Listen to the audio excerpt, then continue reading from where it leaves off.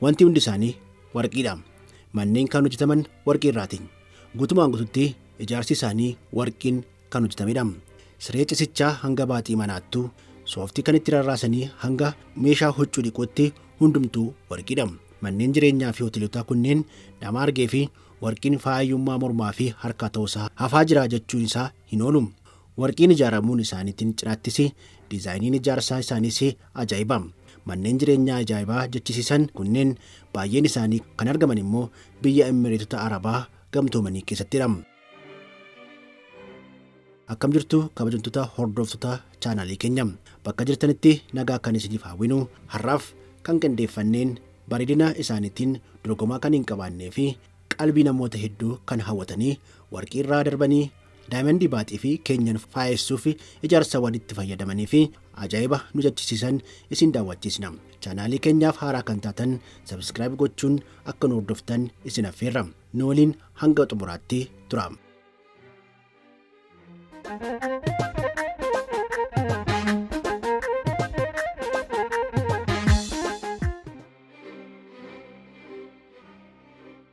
Warqii mormarraati. Warqii harkaa irratti qofa kan beeknu uffata warqii irraa hojjetamee jira wayita nuun jedhan naanee gara qalbii keenyaatti osoo hin deebiin hoteela qananii fi gatii guddaa nu baasisan addunyaa kana keessatti fallaanni warqii kaaraatii 24 maragame fayyadaman jiru wayita nuun jedhan amanuu fi yoo rakkanne nu hin dinqisiisu. Dhimma tokko dinqisiifannee osoo hin fitin wanta dinqii biraa isin haa dinquu jedhamee wayita isinitti himamu inumaayyuu immoo warqii ijaarsaaf kan fayyadaman jiru jedhanii wayita nutti himan addunyaan kun kallattii kamiin deemaa jirti jennee yoo gaafanne balleessaa hin qabnu. Dhimma dhugaateetti wayita ceenu warqii hojii ijaarsaatiif oolu walitti qabachuun yeroo dheeraa kan barbaaduu fi dandeettii dinagdee cimaan argamuun dirqamadha. Warqii dhimma ijaarsaatiif fayyadamuuf waggoota dheeraa fi kuufachuun biyyoota muraasa keessattidha kan mul'atu. Biyyoota kunneen keessaa immoo dursarratti kan argamtu Dubaayidha. Addunyaa irratti Dubaay gamoowwan warqiin ijaaraman qabatamaan ni jiru. Hundumti isaanii jechuun ni danda'ama. Abbaa qabeenyummaa isaanii maatiiwwan mootii waliin wal qabatan. Fakkeenyaaf Majestic Grand Palace, The Golden Pavilion, Sri Venkateswara Temple fi Iglesia della Compagnia kan jedhaman muraasa caqasne malee hedduu fi lakkoofne hin xumurru. Ammaaf qabannee kan dhiyaanne kanarraa adda kan ta'e addunyaa ajaa'ibsiisee fi manneen jireenyaa yookiin riil isteetii warqii irraa hojjetamedha. Gara mata duree kanaatti osoo hin ce'in duratti meeshaalee galteewwan mi'aawaatiin hojjetamanii fi dhiheenyatti bu'aawwan ijaarsaa ammayyaa addunyaa ajaa'ibsiisan mee haa ilaallu. Kan jalqabaa doolaara miiliyoona 41 yookiin birrii biiliyoona 4 ol tilmaamaa qabudha. Manni jireenyaa kun guutumaan guututti warqiin kan maragamedha. Iddoon itti argamus naannoo gaarreen Emireetisitti argama. Manni kun adeemsa ijaarsaa ammayyaawaa kan hordofee fi baay'ee bareedee kan hojjetamedha. Manni kun kutaalee cisichaa 6, manneen fincaanii yookiin qulqullinaa 8, siinimaa, ispaa fi kutaa waayinii itti naqan qaba. Manni jireenyaa kun mooraa isaa keessatti iddoo magariisaa baay'ee bareeduu kan qabu yoo ta'u, iddoon bishaan itti daakan, iddoo dhanna itti dhiqatan, akkasumas dirree irratti nyaata kan itti qopheessan, kaanfaayirii baarbiikuu fi kan kana fakkaatan qaba. Manni kun alaa qofaa osoo hin taane keessoonis meeshaalee warqiin faayamaniin kan guutamedha. Keenyan isaa irraa kaasee hanga meeshaa golaa yookiin kushinaatti hundumtuu warqiin kan faayamanidha. Mana jireenyaa kana keessatti bu'aalee aartii hedduutiin kan faayame waan ta'eef bareedina addaa kenniiraafi. Manni jireenyaa ajaa'ibaa biroon albuuda maarbilii qofaan kan hojjetamee fi iddoo kaaree meetira 20,000 irratti kan bu'uureffatedha. Tilmaamni mana kanaas doolaara miiliyoona 200 fi miiliyoona 4 yoo ta'u, manni jireenyaa kaaree meetira 20,000 irratti ijaarame kun kutaalee cisichaa 5, manneen fincaanii 19, iddoo suphaa konkolaataa yookiin gaaraajii 15, iddoo lubbu qabeeyyii bishaan keessaa itti kunuunsanii fi gandaa liitira 100,000 qabachuu kan danda'u kaazinaawwan baankii 2 fi wiirtuu tamsaasa humna elektirikaa 1 qaba. Kana malees paanik ruum kan jedhamuu fi namni tokko wayita cinqamu yookiin qophaa isaa ta'uu yoo fedhe yookiin namni tokko osoo isa hin dhagahin kan itti iyyuu fi callisees yeroo isaatti dabarsuu fi kutaan kun kan ijaaramedha. Manni jireenyaa kun iddoo yookiin gandaa bishaanitti daakan 2 kan qabuu fi tokko mana keessa inni kaan immoo mooraa manichaa keessatti argama. Iddoon mana jireenyaa kun bakka magariisaa mana kana caalu qaba. Keessoo mana kanaa kunis baay'ee bareedee kan hojjetame yoo ta'u, manicha meeshaalee faayaa bareechisan keessaa doolaara miiliyoona 27 kan itti bahee fi albuuda maarbilii biyya Xaaliyaanii fi baalawwan warqii haphii ta'an lakkoofsaan 70,000 ni argamu. Baalawwan warqii haphii kunneen haala nama hawwatuun maxxansuuf immoo ogeeyyonni harkaa 70,000 ta'an ji'ootan 9 fi itti dhama'aniiru. Manni kun dabalataan bu'aawwan aartii hedduu fi meeshaalee mana keessaa gatii guddaa qabaniin guutameera.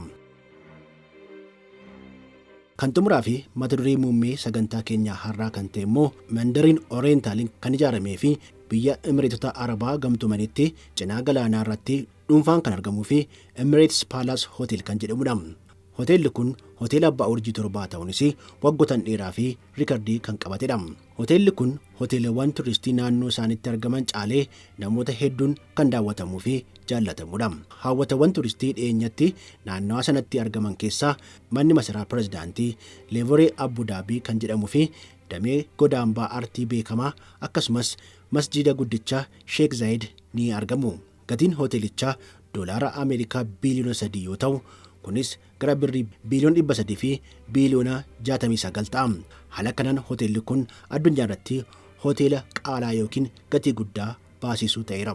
Hoteelli kutaa 394 qabu kun sirnaa fi ogummaa ijaarsaa fi aadaa Araba giddugalaa kan taasifate yoo ta'u, tokkoon kutaa isaanii keessatti sa'aatii 24 fi hojjettoota nama dhuunfaa keessummeessan of eeggannoon qophii ta'an mana fincaanii maarbiliin hojjetamee fi tokkoon kutaa isaanii keessatti iddoo biqiltuu yookiin magariisaa qaba.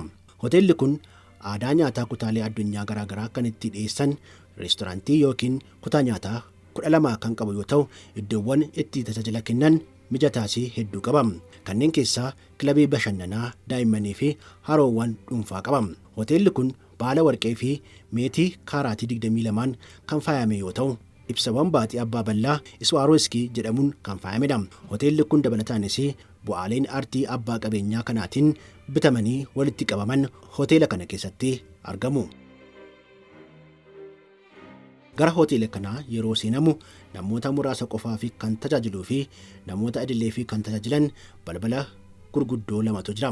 Inni jalqabaa seensa VIP yoo ta'u, keessummoota mootummaa fi miseensota maatii mootii qofaatu itti fayyadama. Karra guddaa erga darbitanii booda bishaan fincaawaan bareedaa tokkotu argama. Bara 2005 baasii doolaara biiliyoona 3 kan ijaarame hoteelli kun bal'ina hektaara 100 irratti kan ijaarame yoo ta'u, dheerinni isaa fiixee tokkorraa hanga fiixee isa kaaniitti kiiloomeetira 1 qaba.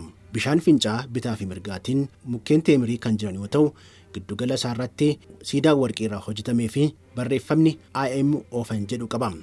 Seensa keessaa hoteelichaa ga'uufiin gulantaawwan bu'aa sulula bishaanii bitaa fi mirgaan marfamee ol ba'uun kan barbaachisu yoo ta'u, hanga fageenyaa hoteelicharraa jiruun ijaaf baay'ee bareedaa ta'e arguun ni danda'ama.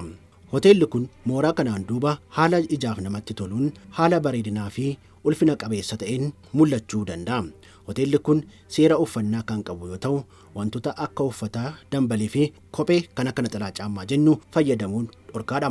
Galteewwan gara hoteelichaatti geessu hanga darbii arfaffaatti kan diriire yoo ta'u, gulantaan kun kallattii biraan konkolaataa fayyadamuu fi filannoo qaba. Abbootii qabeenyaa hoteelichaa mootummaa Abu Dhaabiitiin akka deeggaraman odeeffannoowwan isaanii kan eeran yoo ta'u, bara 2020 irraa eegalee immoo dhaabbanni Mandariin Oriental Group jedhamu hoteelicha olaantummaan hoogganaa yookiin bulchaa jira. Mandariin adeemsa hojii hoteelichaa osoo hin fudhatiniin duratti gareen kun waggoota 2 fi hoteelichaa kana haaromsuu fi miidhagsuu irratti dabarseera. Gara iddoo keessummoonni hoteelichaa itti simatamanitti wayita seennu namni daawwannaa fi dhufe jalqaba ija isaa keessaa kan galu sa'aatiiwwan gurguddoodha. Gara fuulduraatti achi siqanii immoo nama baaxii isaa ilaalee fi warqiin kaaraatii 24 guutummaatti faayesseera. Baaxii manichaa irratti suuraan warqii maatii mootii addunyaa Arabaa kan fannifame yoo ta'u, haala adda ta'een guddatee kan mul'ate immoo suuraa Sheek Zayed bin Sultaan Al Nahyan pirezidaantii jalqabaa Imireetota Arabaa gamtoomaniiti. Fakkiin nama kanaa ifa halluu cuquliisaa salphaan marfamee warqiidhaan kan haguugamedha. Hundaafuu tokkoon koriidarii iddoo itti simatamuu fi baaxiin warqii kaaraatii 24 kan faayame waan ta'eef suuraan pirezidaantichaa warqii ta'uun isaa nama hin ajaa'ibu. Kaaffeewwan hoteelichaa jalqaba Lee Kaaffee jedhamaa waamamaa turaniin boodarraa maqaa episoodaa jedhamuun kan moggaafaman yoo ta'u dhugaatiiwwanii fi nyaatawwan adda addaa ni dhiyeessu.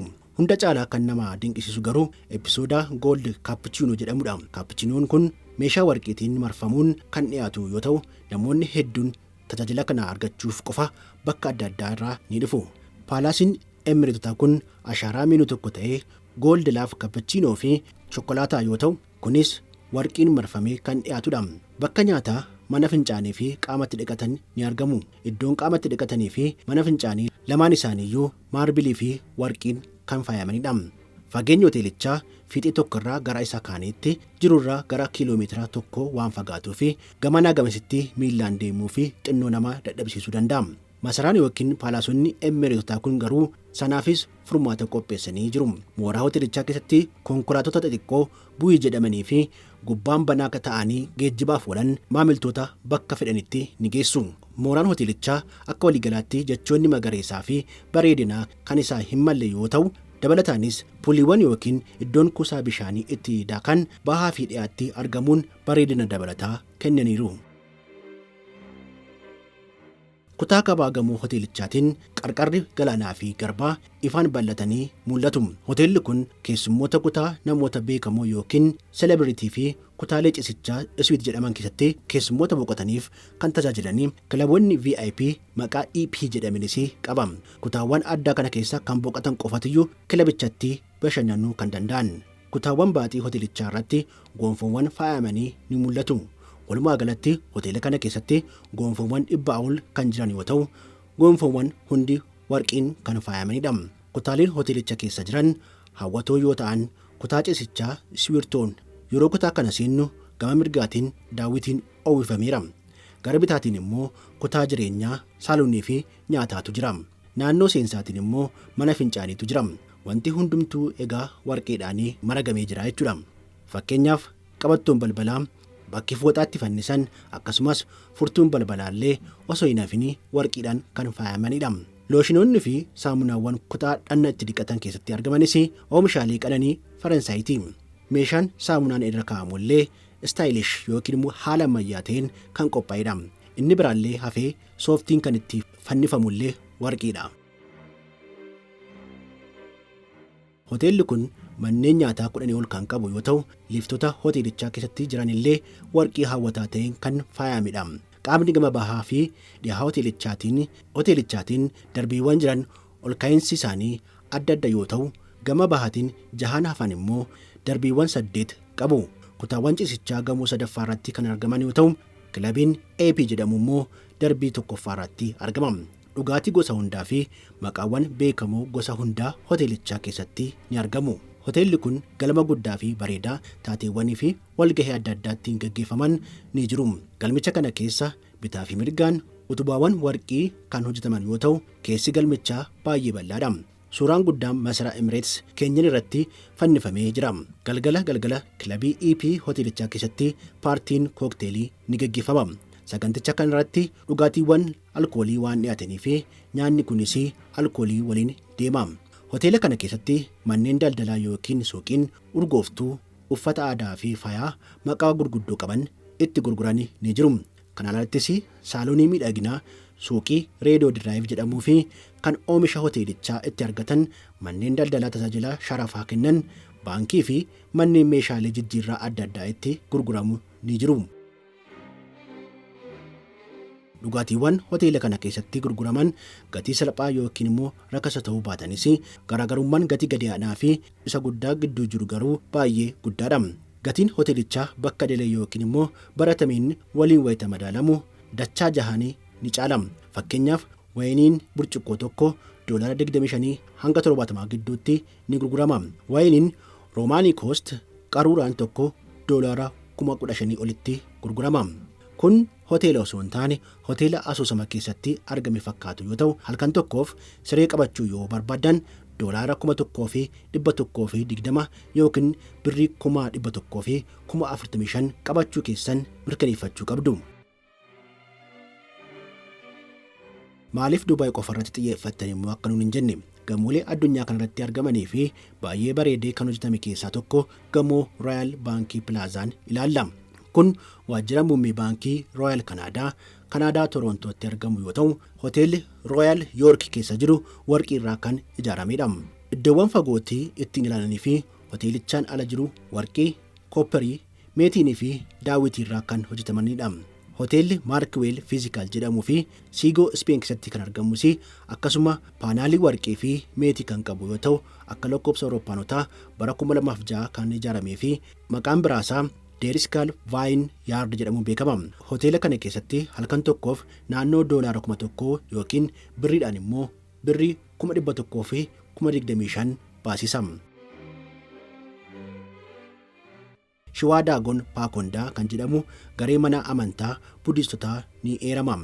Gamoon seena qabeessa durii warqiidhaan dibamee fi Miyaanamaar keessatti argamu kun bakka daawwattoonni tuuta rifeensaa Buudihaanii kan Budistoonni barsiisaa jedhanii waamuun qajeelfaman daawwachuu danda'anidha.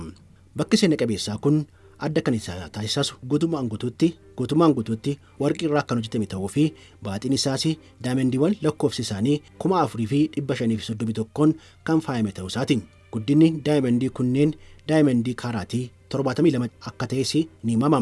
Akka qondaaltonni Paakondaa Shiwaa Daagon jedhanitti bakki kun bakka qulqulluu Budistootaa itti amantaa isaanii raawwatanii fi hambaalee reeffaa Budistootaa of keessaa kan qabu akkasumas waggoota 2,500 dura kan hojjetamedha. Yeroo tokko warqiin keessattuu warqiin qulqulluun dandeettiin ulfaatina baachuusaa kan sibiilota biroo gadi ta'uu isaatiin malee humna maallaqaa gara samiitti siqsiisuu fi abbootiin qabeenyaa gamoowwan samii keessa ol ka'an hunda warqii irraa hojjechuu hin qaban hin jettanii?